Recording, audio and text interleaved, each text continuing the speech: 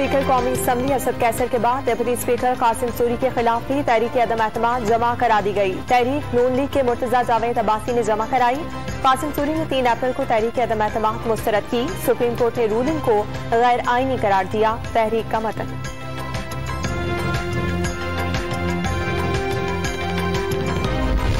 Opposition का हुकूमत पर खैबर पख्तूनख्वा में भी बार। वजीर आला महमूद खान के खिलाफ तहरीक अदम एतमाद जमा करा दी। तहरीक अदम एतमाद पर 20 से जायद ऑपोजिशन अरकान के दस्तखत हैं।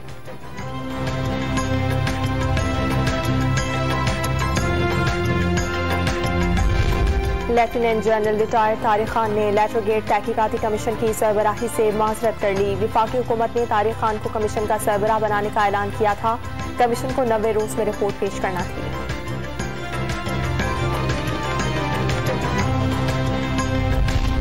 आर्मी साजिश का रिकॉर्ड तमाम अरकानी कौमी असम्बली के सामने रखने का फैसला। इमरान खान आज कौम से खिताब में अहम ऐलान करेंगे।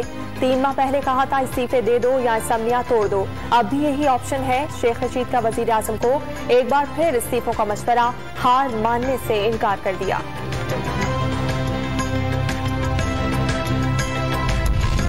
अदम एतमाद कल पाकिस्तान को मायूसियों और अंधेरों से निकालने में संगे मील साबित होगी। ऑपोजिशन लीडर को उम्मीद। मैं न मानू की तकरार ने मईशत और सियासत को तबाह कर दिया।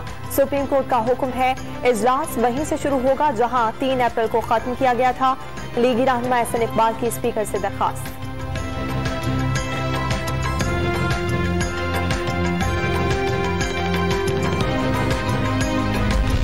सुप्रीम कोर्ट के हुक्म पर अमल दरामद। स्पीकर असद कैसर ने कौमी असम्बली का इजलास गैर मुअय्यना मुद्दत तक के लिए मुलतवी करने का हुक्मनामा वापस ले लिया।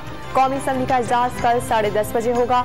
वजीर आजम के खिलाफ तहरीक अदम एतमाद भी 6 निकाती एजेंडे में शामिल। वक्फा सवालात और तवज्जो दिलाओ नोटिस असम्बली की कार्रवाई का हिस्सा होंगे।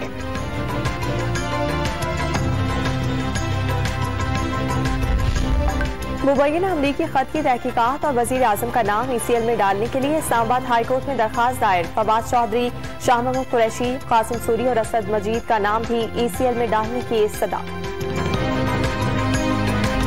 मुंतकिल कर दिया गया।